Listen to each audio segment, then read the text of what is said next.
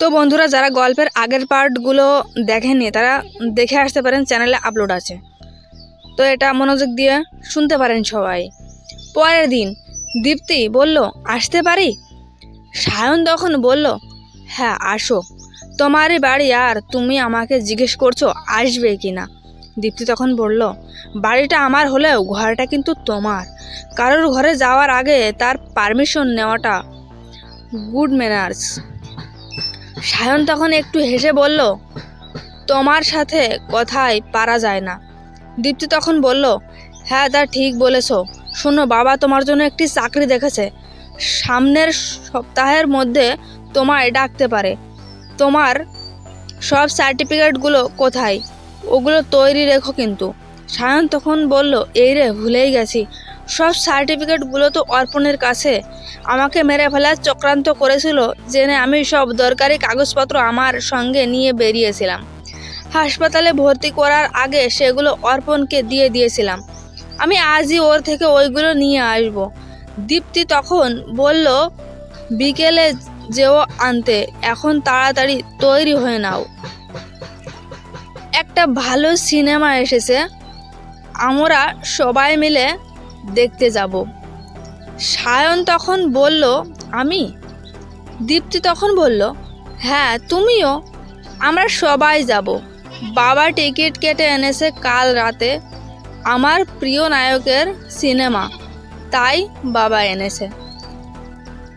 সায়ন তখন দীপ্তিকে বলল, তোমাকে আঙ্কেল অনেক ভালোবাসে না? দীপ্তি তখন সায়নকে বলল, হ্যাঁ অনেক। যাও এবার তাড়াতাড়ি, দেরি হয়ে যাবে। সিনেমা দেখার পর রেস্টুরেন্টে খেয়ে দীপ্তি আর সায়ন অর্পণের থেকে সায়নের সার্টিফিকেট ও বাকি জরুরি কাগজপত্র নিয়ে বাড়ি ফিরে গেল।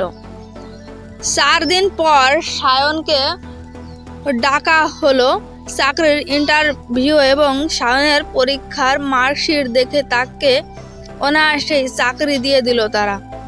দীপ্তি তখন বলল, হ্যালো, কেমন হলো ইন্টারভিউ? সায়ন বলল, আমাকে ওরা সিলেক্ট করে নিয়েছে। দীপ্তি বলল, বাহ, কি দারুণ একটা খবর দিলে।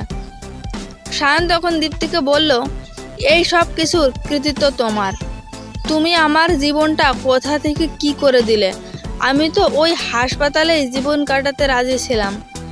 সত্যি আমি চিরকালের জন্য তোমার কাছে ঋণী হয়ে থাকব। দীপ্তি তখন সায়নকে বলল, ওহ, সেই এক গান গেয়ে চলো তুমি সব সময়। আজকে কিন্তু আমাকে ট্রিট দিতে হবে, এত সহজে ছাড়বো না। সায়ন বলল, হ্যাঁ নিশ্চয়ই, বাড়ি ফিরে তারপর একটা প্ল্যান বানাবো। আজ সবাই বাইরে খাবো।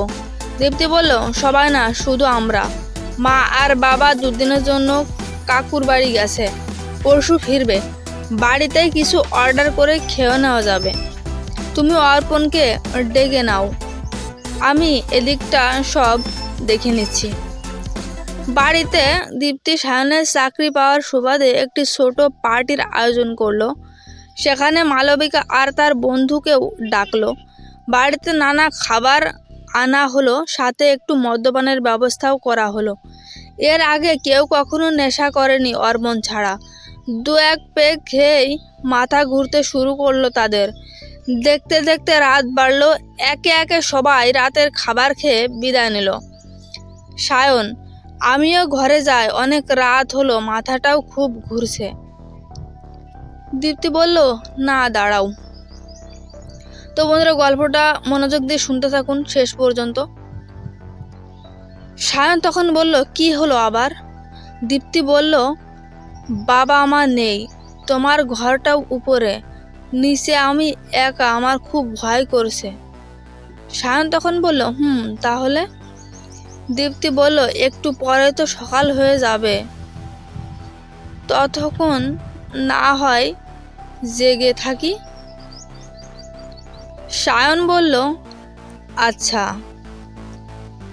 দীপ্তি তখন বলল সায়নকে যে চলো ছাদে যাবে। সায়ন বলল, এত রাতে? তো এবার গল্পের শেষের বার দেখতে হলে চ্যানেলটাকে সাবস্ক্রাইব করে চ্যানেলটির পাশেই থাকবেন আর এই গল্পটাতে একটা লাইক অবশ্যই দিয়ে দেবেন। তো ধন্যবাদ।